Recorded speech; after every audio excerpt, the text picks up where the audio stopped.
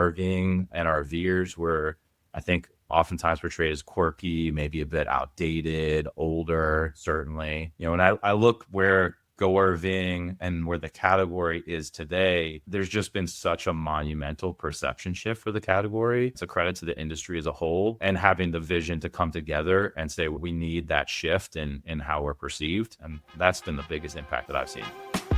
Whether you're going to market through dealers, distributors, or some other partner channel, the mediated sale is complex. We call it B2B to X. But the leaders in the industry are the ones who are making it look simple.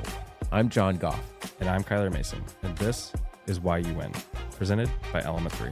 In this episode, we dive into different ways that the trade association is growing the category and thinking about what kinds of messages and campaigns will create traction in the market as they serve lots of different stakeholders across OEMs and dealers, distributors, government relations, and more. You're going to love this one.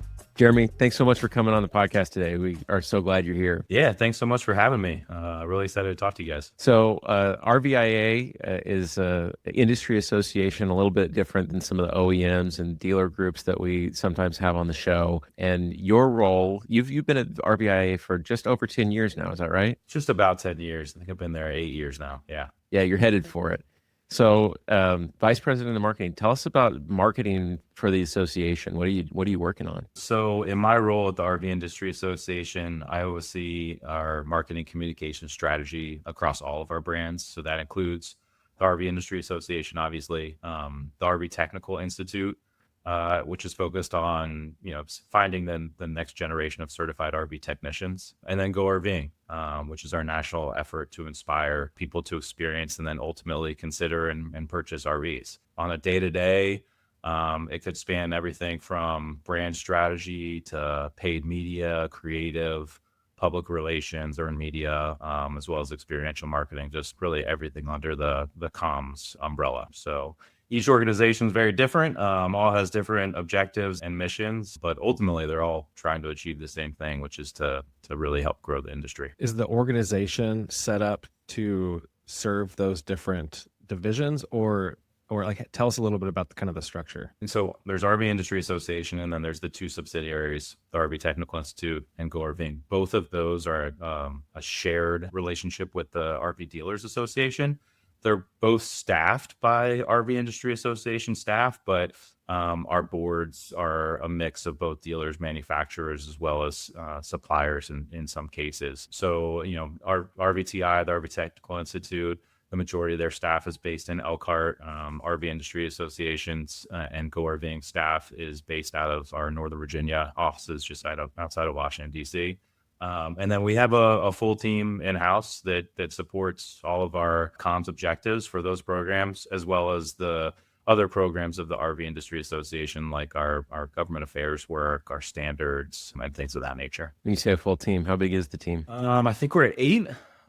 So we got folks in all different roles: social, creative, comms, earned media.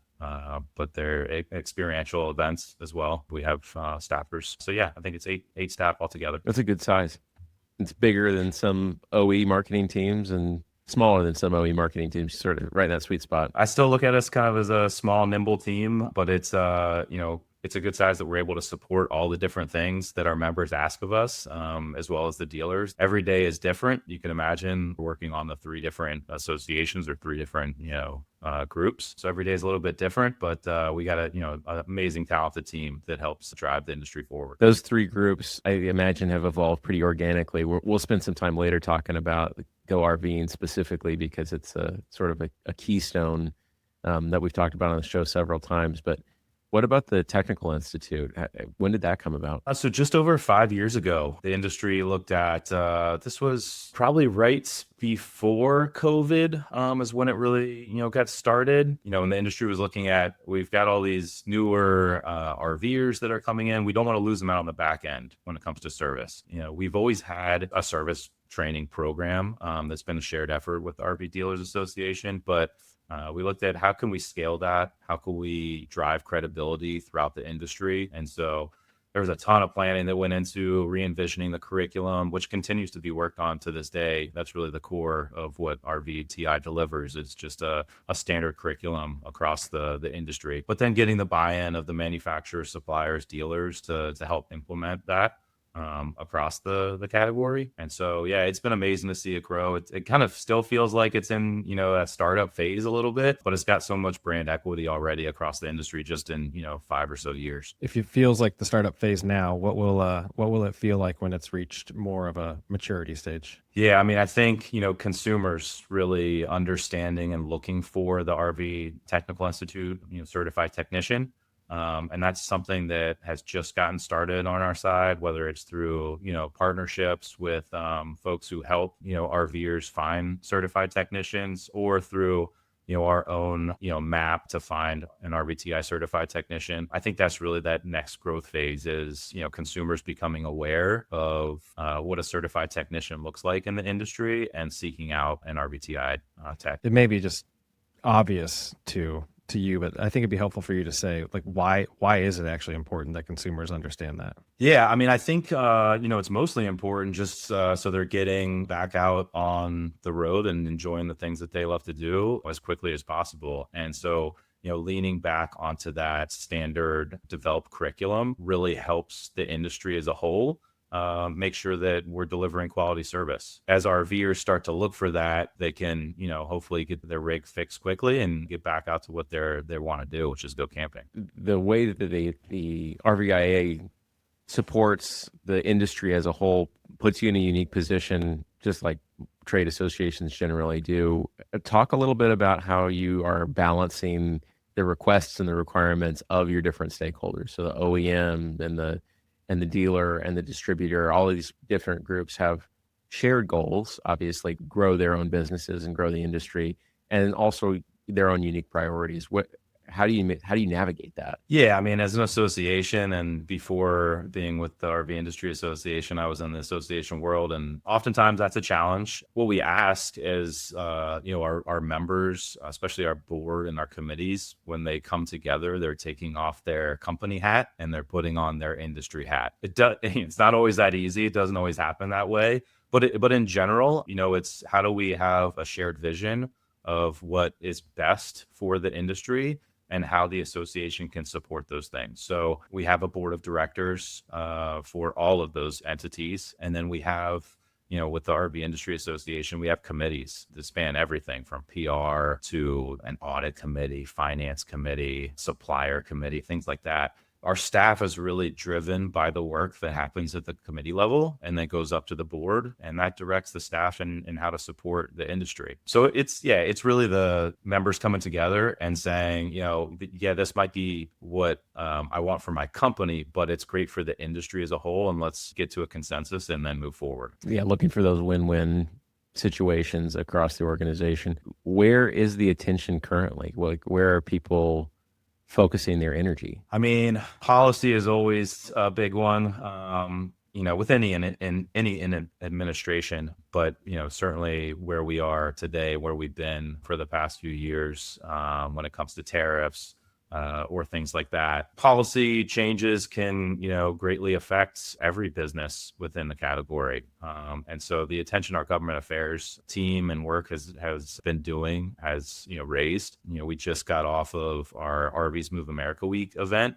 It's a fly-in that happens in Washington, D.C., where our members and dealers and campgrounds as well, they come in and they can see firsthand how we're in offices on Capitol Hill and trying to push policies that are beneficial for the industry forward and fighting against the other side. And so that was a great event. But certainly, government affairs, public policy on a federal level as well as on a state level, which is oftentimes even more critical, is a big deal. And then just, where the industry is at today, obviously we need, to continue to look at scale and growth and make sure that we've got the next generation of buyer ready. We're in a bit of a stagnant period, probably the longest period that we've had.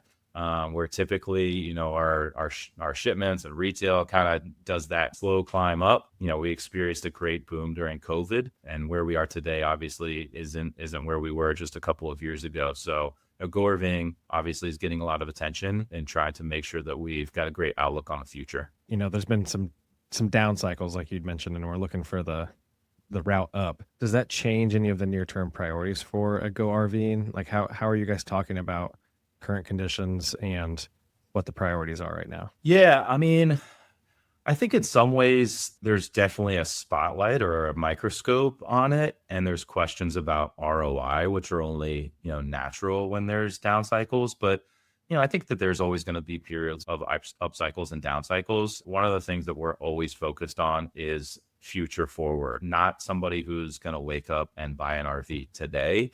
But somebody who, restocking the pond so that we've got, future buyers in the next 3, 5, even 10 years. So yeah, like I think sometimes it brings that microscope, but ultimately it hasn't changed our objective and what we're trying to achieve to make sure that the industry is here in the long term. Great.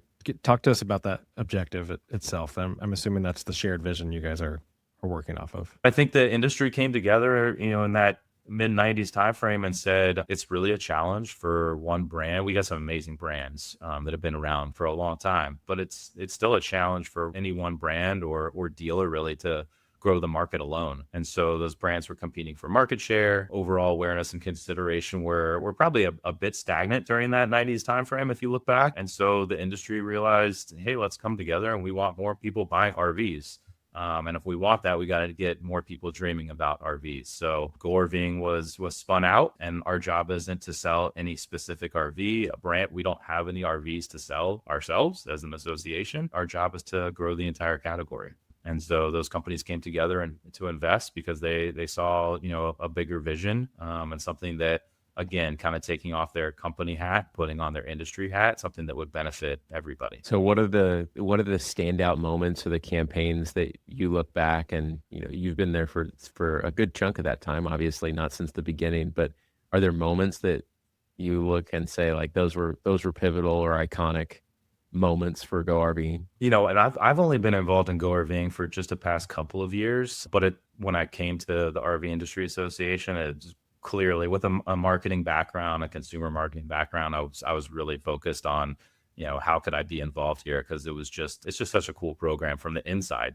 to see. But, a couple of things jump out to me. One is just what we've done with experiential marketing. The way I look at Go RVing is we're not a billboard.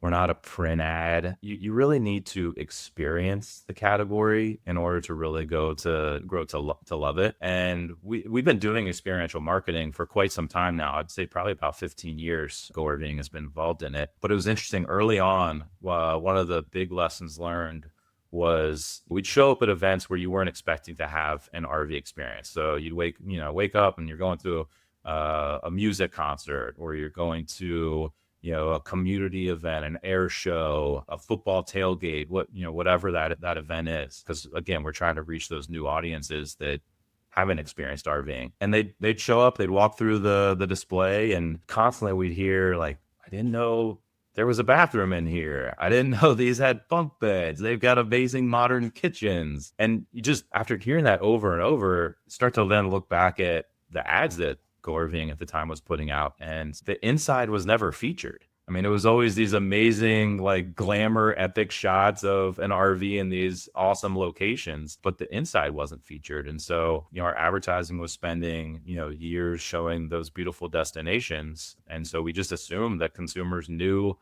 what was inside the box going down the road that they saw and realized that they didn't. And so I think that's another reason that's got this hook into me, that experiential marketing is so key, because especially if we're trying to reach non-RVers, we really have to show them, they have to picture themselves inside the RV and what it can mean for themselves, for their family, and all the places they could go, but also how this has got the comforts of home. And it's really a differentiator for our category where, if you stay at a hotel or resort, if you go on a cruise, if you stay at a Airbnb or a Vrbo, that's someone else's stuff that you're staying in. It's not yours. And that's the great thing about our category in RVing is, you get to take your stuff with you. And it's those comforts of home that just elevate the experience when you're out there in the outdoors experiencing it. You make the alternative sound sufficiently gross. That was good.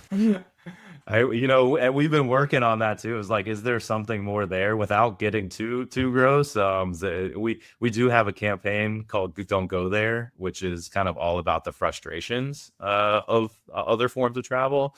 But there certainly is a picture that you can put in your head there. I heard somebody describe a pool as a wet bus the other day, like a public pool. Oh, good. And I was like, that is so accurate and disgusting. Looks, Like, yeah. hate that immediately. Campaign for your own pool. This was just someone on social media complaining about having to share the pool with other people. But yes, maybe that. That could go viral. You just made me think about this, but those people that you mentioned that said like, I didn't know that this was in there and this and this and this. I would love to catch those people before they walk in and be like, what do you think's inside of there? That would be a great campaign too, Yeah. like Schrodinger's RV. Yeah. Like, what is inside this box? I assume it's just a big box with all your toys. Like what could they possibly think is in Yeah, there? what do you think is in there? Yeah. It's funny. We're gearing up for our experiential campaign right now. Our first one is with the Boy Scout Jamboree here in a week or so. But we're putting cameras inside the RVs to capture those reactions. But maybe we need some on the outside to question them before they even go in. Please, but just like you got a screen. Be like, have you been in one of these before? No, I've never seen one. And then you get some gold. Probably like more of a spoof thing, but No, that would be interesting though, to like how many people have been in one before, because until I started working around them a lot, I had actually never been in an RV. Like, it wasn't a foreign concept. I wasn't surprised there was a bathroom inside them. But power sports or boating, and we've talked to people from those industry associations as well, that like it takes effort to get people interested in the category because they have their own category feelings as well. But I think of the three, RV is probably the least likely to have like had just the general population in an RV. You're way more likely to have been on a boat, I assume. and seen at least something with two wheels. What's inside a motorcycle? Like, there's nothing. Yeah, you can see right there everything that's got to offer. Versus RV, it's a little hidden. And then honestly, I mean, our industry just makes amazing products, and the floor plans that they come up with are insane. Crazy. And I get the same feeling every time I walk into any one. And I've been in a bunch. Is like, how did they do that? How did they come up with that? It's just a genius. So Truly. And they are so different, right? Like between the Class C and the Class A and overlanding, like van conversion, like you can have very different experiences within the category. And the first time you see a teardrop trailer and you're like, oh, like there's a full queen size bed in this thing and a kitchen. Like I had no idea, no way to expect that. we have another idea, which is, I didn't know that was a bed, and all the different places in an RV that they come up with on how to turn these things into beds. The way that those things fold out in a lot of like the closets they come out of and the different ways it comes together, it's crazy. Yeah. John, you made me think of something. Oh, I have a question for you. Like there's so many different types of RVing and there's all the different categories. How do you balance then in the way that you spend your budget on campaigns and advertising and awareness, actually demonstrating use cases to educate without showing brand preference because you're working for the industry and not for the brands? It's a bit of a challenge too. Obviously, we look at where the core of the products are within the category, and 85 to 90% being towable, 10 to 15% motorized. More so now than ever, we're trying to highlight the towable category in all of our content, whether it's even just through social or in our mass reach ads. So that definitely is always a focus. There was a time where Go RVing would debadge RVs and pull any brand logos off of them in campaigns, and we've gotten the industry behind moving off of that. We still obviously look at market share first, to some degree, and try and make sure we've got a good balance. It's more of an art than a science, but the team does log it and track it, and tries to make sure we have the right representation across all these categories, because as you mentioned, there's a lot of different RV types. There's a lot of different brands. And so, again, we're not trying to sell any one brand, but, how do we make sure that there's good representation in our assets that we're delivering out? You hit on this a little bit ago, but I'm curious to hear you talk a little bit about competition and how you think about that, because your competition is the alternatives. So like, how do you address that? How do you think about competition? How do you consider it in your strategy, that kind of category of questions? Oftentimes, I think you're competing with, as much as we're competing with cruises and hotels and air travel, sports tournaments, indifference is this big competitor doing nothing at all. And so, we need to just make sure that we're continuing to drive an emotional attachment to what it means to RV. I like to say this, that as a homeowner, and over 80% of RV owners are homeowners. I've got a list on my phone of all the things that I want to do to my house, or places that I want to travel with my kids. And we need to make sure, first and foremost, that RVs get added to that list, that I want to either go RVing or I want to own an RV. And then once that consideration is up there, we got to make sure we're staying in front of folks until they're ready to purchase. So there's a lot of competition. Other categories and brands within those categories are outspending us, like crazy, 30 to 50 times. But it's, oftentimes it's not just about the dollars that are being spent, it's the story that's being told. And I think, RVing and our category, we've got such a great story to tell, of just so many amazing places to go, all the comforts of home that you can take with us, and the memories that you can make for a lifetime. One of our core audiences that we focus on is families, because we know that those early childhood experiences with RVing are such a catalyst for future ownership of an RV. And so, yeah, families, and then really just highlighting just amazing, just the differentiators that we can find between the other categories, and how amazing RVing is itself. Well, and Go RVing as a campaign starting in the mid 90s was the template for some of these other industries that have wanted and been jealous of that association and of the campaigns that you all have run, and then spawned Go Boating and similar power sports campaigns. And we had Carl Blackwell on the show a couple months ago, who was like one of the leaders in the Go Boating campaign early on. But you guys, with this much time now, almost 30 years under your belt for this, you are probably seeing the fruits of that effort in this like very long-term kind of way, that people who, whose families got into RVing because of that early inspiration are now the second generation of buyers. Is there any data around that? I'd love to know. There's a ton of data on that, but I'll probably just add in something more anecdotal. But John, if you think back 30 years ago, not quite 30 years ago, but about that long, and ask someone to picture an RV, and the people who RV, many people will go to like National Lampoon's Christmas Vacation and Cousin Eddie. Balls in my head, but yeah, you're right. Spaceballs is another great one, right? A little different kind of an RV from that movie, but yeah, I mean, Cousin Eddie would like, that's what would come to mind. RVing and RVers were, I think, oftentimes portrayed as quirky, maybe a bit outdated, older, certainly. And I look where Go RVing, and where the category is today, and 30 years of work, that's not just, Go RVing, but the industry as a whole, should really take credit for this. You can't watch a truck commercial, or an insurance commercial for that matter, without, seeing an RV, and painted in a positive light. You see them at NASCAR tailgates, music festivals. If you go to any national park, they're everywhere. They're used for remote work and homeschooling, pet travel. So the difference, and what you see, especially on social, is you see young families, you see solo adventurers, all these content creators, obviously, that are out there now RVing and seeing our amazing country. There's just been such a monumental perception shift for the category. And I think that's it's a credit to the industry as a whole, and having the vision to come together and say, we need that shift in how we're perceived. And that's been the biggest impact that I've seen. So really popular social content. I would love to know if this counts as RVing.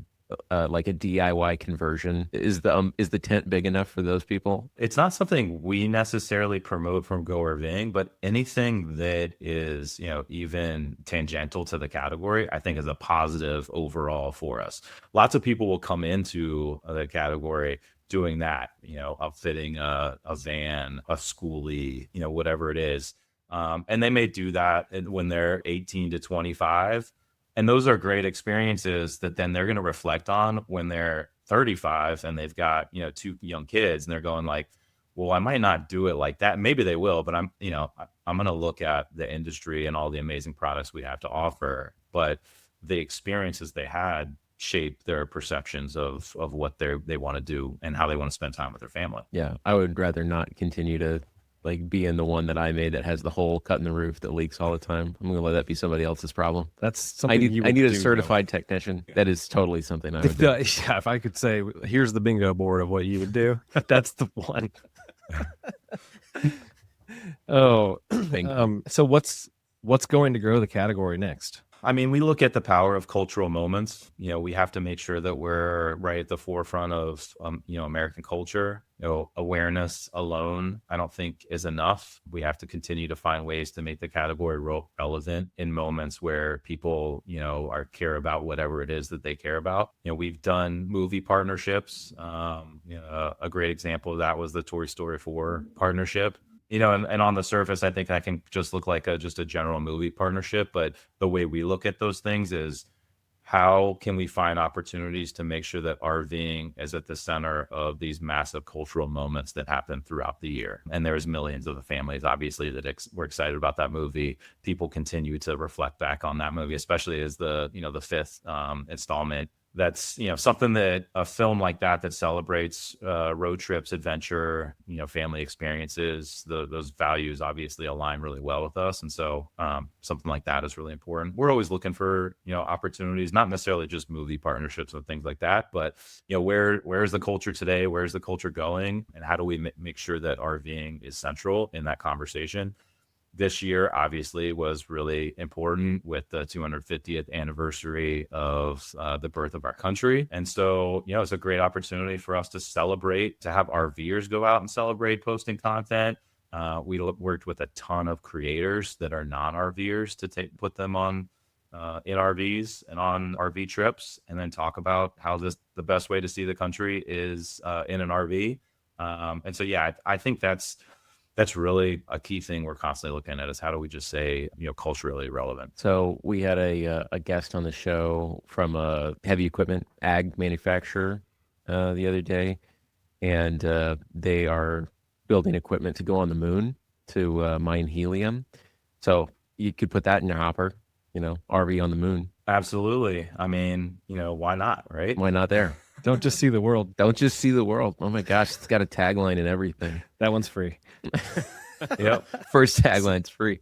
See the world from a different perspective. There you That's go. right. The little pale blue dot, and then RV. I'm curious about how like the culture of risk taking in the organization. Like, is it hard to take calculated risks with a lot of stakeholders?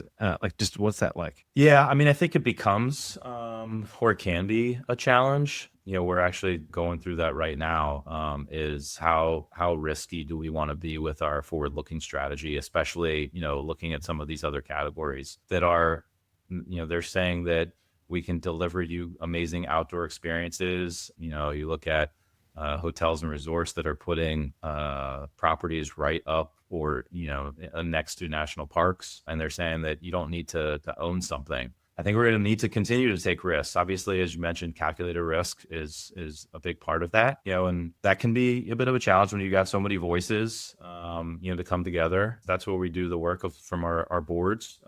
Is where's the comfort level and how do we as an organization really kind of set and sell the vision back to them and let them know that they're in good hands and can be trusted with how we move the category forward. It's got to be tough, especially just even thinking about down to the kind of the campaign language that you use. Like, you could go real far with some of the angles on the alternatives that I just, how far can you go where you're still maintaining the kind of integrity of the brand and the industry and all that kind of stuff. We've been really focused on, what our brand identity is. And we kind of see ourselves a little bit as kind of the funkle, the fun uncle, but not like crazy fun uncle, like the trustworthy mentor, but fun uncle. That 3 beer uncle, not 12 beer uncle. Yes, exactly. Yeah, there's a big difference between those two uncles.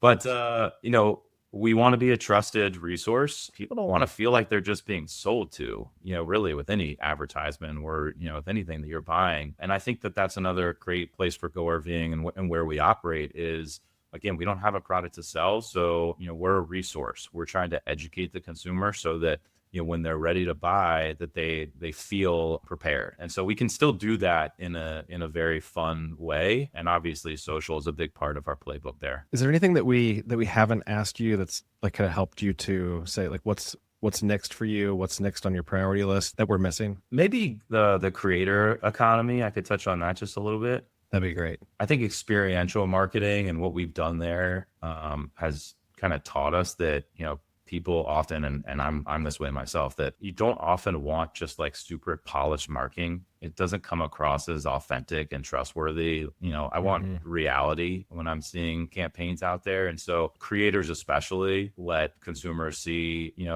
how their family could travel, where their dog can sleep, how they can cook either inside or outside the RV, enjoy the campfire, just all the amazing things that you can do and show, your kids. For myself, as someone who, buys media and creates ads, it's a bit weird to say. I'm not ever excited to watch an advertisement. I'm just looking for inspiration. And so I think that's where we really lean on the creator economy. And I think we'll continue to lead on influencer partnerships and make sure that the content that we're delivering out there, again, to those audiences who haven't experienced RVing, it allows us to avoid interrupting their day with an ad and more just be a part of what they're already enjoying. And so that I think will continue to be, it's already become such a focus of brands and categories, but for RVing especially, experientials, influencers, creators allows us to put you into the experience that we want to deliver for you.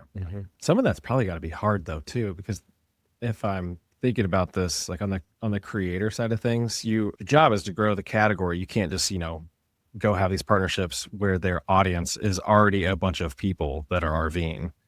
Maybe that helps to reinforce, but where's that Venn diagram overlap of this is related to the category, but it's a creator that should be creating content about RVing and would help us get new audiences? Like, is that a challenge to find the right people, or am I like out of my mind right now? Well, I mean, I think what you mentioned, that Venn diagram, it doesn't cross for us. So we don't use RV influencers at all. We don't target people who have audiences who are RVers. I mean, they may be in there and we just don't know about it, but that's not the reason why we would form a partnership. We're looking at, who are family content creators, who are creators around different, sports, or tailgating, or even food, lifestyle creators. Because how we look at Go RVing is really, it's an extension of what you are already doing. And it just improves all of the things that you already do. If you hunt, fish, backpack, ski, snowboard, whatever,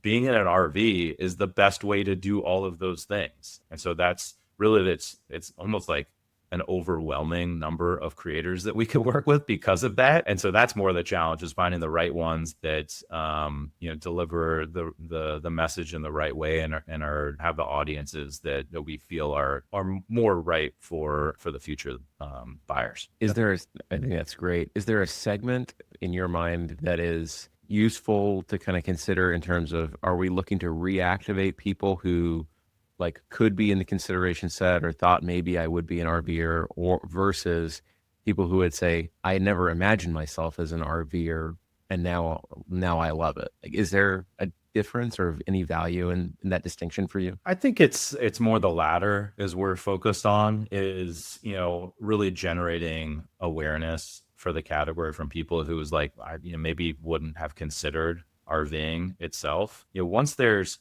more consideration around the category, I mean, we've got, again, amazing brands and dealers that can build on that.